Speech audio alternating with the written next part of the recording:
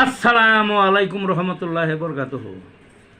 তে বন্ধুগণ, আশা করি আল্লাহ পাকের রহমতে সকলেই সহি সালামত আছেন।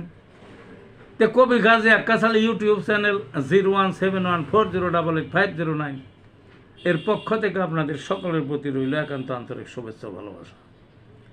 তে বন্ধুগণ, এখন আপনাদের সামনে যে বয়ানটা রাখবার চেষ্টা করব, বয়ানটার নাম হলো মুখের ঘায়ে হোমিওপ্যাথিক চিকিৎসা। কি? মুখের ঘায়ে হোমিওপ্যাথিক চিকিৎসা। এই যে মুখের যে মানুষের যে ঘা হয়, এই মুখের ভিতর অর্থাৎ জিহ্বায় হয়, তারপর গালের ভিতরে হয়, ঠোঁটে হয়, ইত্যাদি ইত্যাদি, তারপরে গলদেশে হয়, বুঝলেন না? এইগুলো হইল সব কিছু মিলে মুখের ঘা। এর যে কোনো একটা হইতে পারে, একাংশ হইতে পারে, সবও হইতে পারে, অল্প অংশ হইতে পারে। মুখের ঘা খুব খারাপ জিনিস, কষ্টের জিনিস।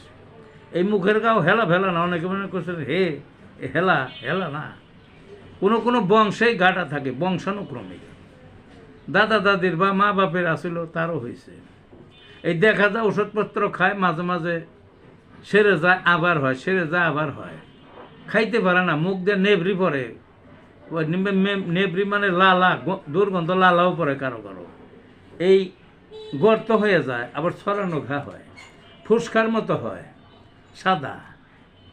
আবার ওগুলা এক সময় হয়ে যায়, ওই ঘা বের হয়। খাইতে পারে না, বললামই তো। একেবারে সুচ ফোটা ব্যথা বা চাবড়া ধরা ব্যথা, ফুলে যায়, খুব কষ্টকর। তে অনেক চিকিৎসা করে মানুষে, চিরতরে যায় না। দেখা যায় হোমিওপ্যাথিতে কিছু ওষুধ আছে চিরতরেই যায়, চিরতরেই যায়। মার্কস ফল একটা ওষুধ, অ্যাসিড নাইট আর একটা ওষুধ। এই দুইটা ওষুধ। আর একটা হইল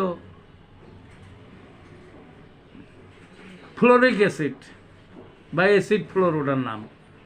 এই ফ্লোরিক অ্যাসিড ওটা যায়, তবে যে পদ্ধতি আছে, প্রথমে একটু কম পাওয়ার যাবে, আবার আসবে, আবার আর একটু পাওয়ার বেশি দিতে হবে, আবার ফিরে আসবে অনেকদিন পর, আবার পাওয়ার, এমনকি 1,00,000 পাওয়ার পর্যন্ত ব্যবহার করা যাইতে পারে।